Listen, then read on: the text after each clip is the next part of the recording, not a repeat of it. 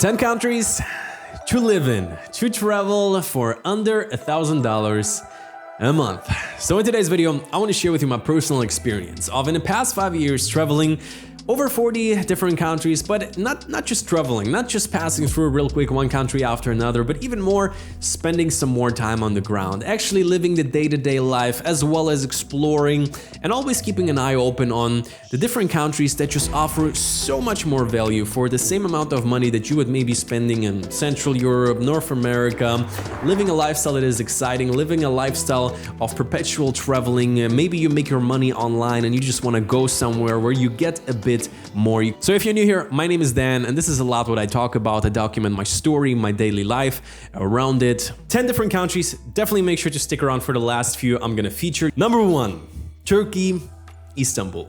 You know, for me, I thought I would stay for a few weeks. I thought it would be one of those places to pass through, a touristic city, take it for what it is and then move on. But actually, it's a huge metropolis. It's a big city with a lot of different sides. Some parts looks extremely European, some really nice, small, cute side alleys, some nice cafes. Sometimes you even forget that you're in Istanbul. It looks very different. Then at the other side, you have history, you have big mosques, you have traditional markets, but most importantly, you have people from all over the world, and I think really everybody could find the side of Istanbul that they like, especially if you like big cities. And on the budget side, I was actually surprised. Even in the touristy areas, like you pay for dinner maybe like $10, $15. Of course, it depends where you go to. So definitely something worth looking into. Let's dive a little bit into the Balkan world, something where I spent pretty much the past half year at. We're talking Serbia, for example.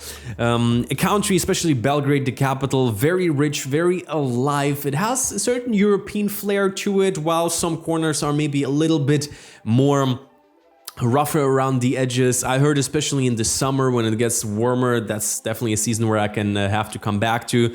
But I hear a lot of positive things. It has all the major conveniences you might want. I also traveled a little bit through the country, did some road trips. It's definitely very affordable. It's fairly easy to get a residence if you want to stay longer there. So Serbia, definitely an interesting place. I very likely will come back to again. Number 3 for today, Albania, a place where I spent a lot of time. So first of all, the place is very unique. For me, it's like one of those adventure travel destinations. With its Ottoman Empire history, you have a lot of huge castles with the nature. It's one of the most mountainous countries in the region. So you have these beautiful, huge mountains. Would I want to live there long term? Not sure about it. It depends. It definitely is a smaller country, like the capital, Tirana. It is in some way the biggest city in Albania. Still, it's not particularly big city. Some of the most major conveniences you might want to have, the infrastructure maybe is not there quite yet. And also, like in terms of visas, it's very, very liberal. Americans, I believe, even can stay there for 1 year visa free. I was able to stay there half a year visa free. So in terms of that, extremely affordable, probably the most affordable on this list. And you're gonna get around for like under $1,000 easy, very easy. Check out my videos for all of the countries that I mentioned here. I have dozens of videos, most of them. Next up on the list is an upcoming travel series, Bosnia and Herzegovina, above of Albania, next to Serbia, an interesting country, a country that has like different people living inside of it. It's kind of like the whole government structure is kind of like interesting. The country within itself is divided into a few regions. But where I am sitting right now in the city of Mostar, at this point I've spent here close to a month. This is a travel series that is soon upcoming on the channel. Actually, in the next few days, I'm working on it right now. It's an interesting place. In some ways, it reminds me a little bit of Serbia. It's very close to it. At the same time, it has the Ottoman history here, the city of Mostar. So just to travel, absolutely beautiful. But even if you want to stay a little bit longer, again, most of the major conveniences are here. I'm in a Mostar in the mid-sized cities. They have a big mall. The infrastructure is quite good. You have gyms, you have big shopping malls, as mentioned, things like that. If you want to stay a little bit longer. So definitely another destination you can easily do on $1,000 or less. A video series on that is coming up very soon, so keep your eyes open for that. Here again, absolutely beautiful nature, just driving through the mountains, absolutely loved it. So for number 5, I would say let's go into a very different part of the world. Let's go to Asia. Philippines. one of the most beautiful countries in terms of nature, in terms of islands, in terms of beaches. I've been there 3 times, I think, at this point in the past 2 years, easily done on under $1,000. I would say they're the only thing to keep in mind. If you want to travel through the country a little bit, you're gonna have to take flights because it's like your country is pretty much over 5,000 islands. So most of the time you have to take a flight, which are like 50 to 100 euros.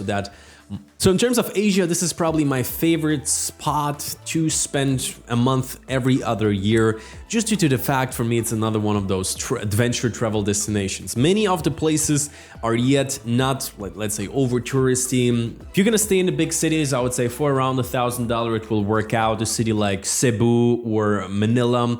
And many people bash on Manila. They're like, oh, it's a big city, leave it as soon as possible. Well, it depends what you wanna do. If you wanna, let's say, live for 3-4 months, do trips to the islands, but stay in the bigger city, there I would recommend maybe Makati or BGC in Manila, very nice areas. So for number 7, let's talk a bit more Asia. Thailand, obviously a big thing. Everybody heard of Thailand, but for me also, nothing against Thailand. It can be absolutely amazing for a lot of people. I know some people who spend a lot of time there, but for me personally, Bangkok, I like it, but for me it's almost a little bit too busy.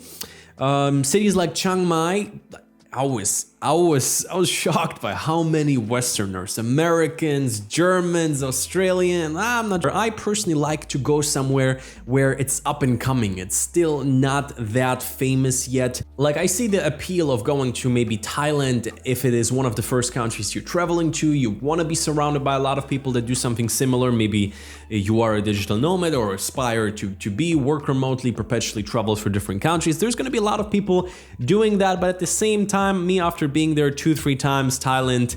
Another thing that I have here on the list, Indonesia. Bali, a big thing, definitely another one of those. Everybody knows it, everybody goes there. Easily done at around $1,000. Like, let's say you can even live in a villa, split it with 4 or 5 friends, spend a lot of time there. I like Bali. I have a hate love with this place. Like, in some ways it's such a cool place. There's literally people doing everything. You have the yogi, you have the spiritual people, you have the super high performance fitness guys, you have the business guys trying to squeeze out the less sense out of whatever dropship business they're currently involved in, whatever Bitcoin they're trying to mine currently. But at the same time, there's a lot of, like, it is a very laid back place. I see a lot of people getting slow a little bit in Bali, which, if that's something we want to do, perfect. Bali for me is not a place that I can spend too much time in. And speaking more about Asia, especially Southeast Asia, Malaysia was a place that I kind of liked. I have not been there in the past 2 years, especially Kuala Lumpur. Again, like, I had some Airbnbs, taking taxis, eating out, street food, all of that was fairly affordable. But Malaysia, especially Kuala Lumpur, it's a big city, huge skyscrapers, huge malls, all the major conveniences you might want in Malaysia and Kuala Lumpur, yet still fairly affordable. Can you get around with $1,000? Yes, you probably will have to cut some corners. Another place I've spent some time in is Vietnam. Very different. I've been in Hanoi. Mostly I liked it, not something where I would think I would want to spend like months and months on end, but definitely worth passing through. Again, definitely one of the cheapest places on this list here, especially I was like solo traveling at that time. I was like, well, I guess let's stay at a hostel. I picked one that looked kind of nice. I arrived, it's freaking like $5. I booked an Airbnb, $20, all of them like one of the nicest small Airbnbs or hostels or however. So especially for like budget travelers paradise, definitely. But at the same time, very developed, backpackers everywhere. Maybe not right now, but in half a year, hopefully, probably it will look again something like that. And I would say, once again, let's cross the world. Let's go to Eastern Europe. I've done similar videos to this previously. You can check them out. So I talked a lot about Ukraine.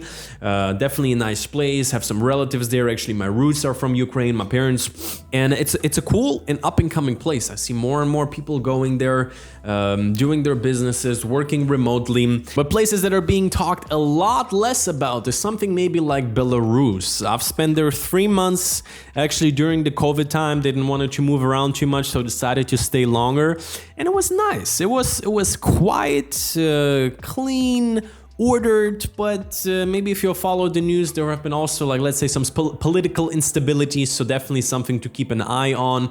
But yet still, like right now, I know some people who are traveling there, working remotely once again. Also Eastern Europe, a lot of young guys, single guys go to Eastern Europe to, let's say, enhance their dating life, if you will. So that this is something, well, nothing wrong with that, you know. Other places, obviously in Eastern Europe, like Bulgaria, something where I spent a few weeks. Sofia, the capital, similar to the other countries, yet.